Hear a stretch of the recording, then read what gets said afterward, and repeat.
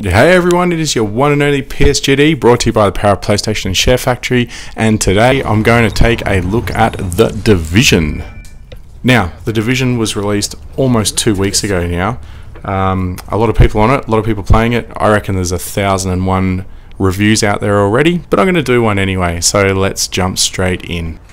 I am definitely keeping this one away from the kids. It's very violent, it's got some seriously adult themes into it, and just not something I'm going to play whilst they're around. Now, one of the things I always like to focus on being a dad, and this is why I am PSGD, all over the interwebs, is the time consumption of a game. Like, how much do we have to put in to get something out? Is it something I can get a quick reward of? Is it not something that I can? Do I have to put a lot of effort in, etc.? I'm like really on the fence with this one. The single player campaign, because there is a multiplayer aspect to this as well, but we're not going to focus on that in this video. The single player campaign is very detailed, and you could absolutely jump in very quickly and have a bit of a muck around. There's plenty of side missions in this game as well as story missions. I haven't finished the story yet, but I've definitely played enough to understand that there is plenty of content there.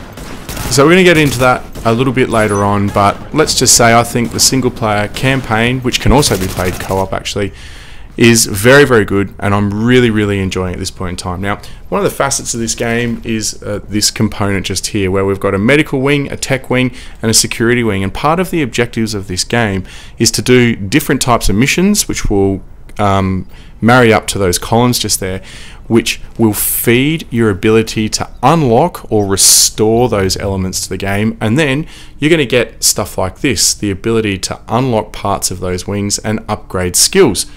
Now, skills and characters and talents and perks, they're all unlockable items in this game, and you add all these elements to your character. So, you know, it's hard not to say that this game feels very similar, although it's better, than something like Destiny. And here you can just see I've unlocked part of a wing upgrade, which is a clinic, and then that's given me some of these other skills, which will also give me some of these perks, and I can actually go in there and upgrade my character, and I can use components of that medical wing. Then I can also add perks and add talents to my character. Now, the one thing I did want to capture just here, which we can see, is just a bit of a crafting station. It is there, you can use it.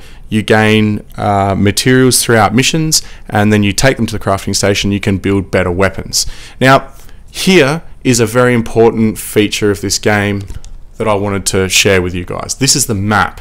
This red part in the middle is the dark zone. All these discs or icons on the map, they are missions, side missions, or basic pieces where you can go and find collectibles.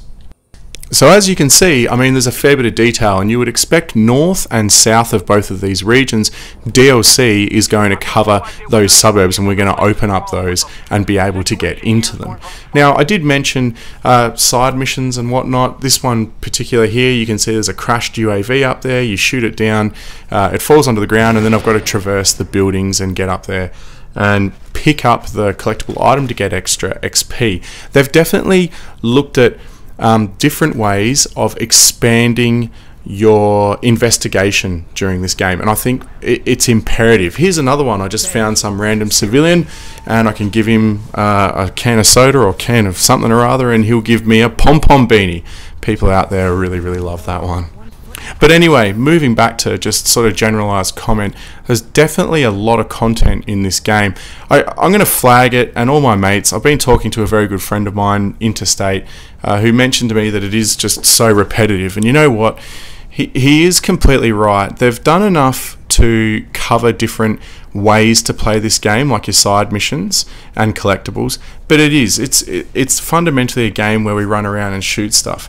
I'm still really undecided whether this is played better by yourself or with friends. I'll tell you this though, when you play it by yourself, it is extremely hard, but you get the element that you can actually sink into a story and really enjoy it, and when you're paying attention to it and listening, you get very immersed in this entire environment. It has such a good feeling with it.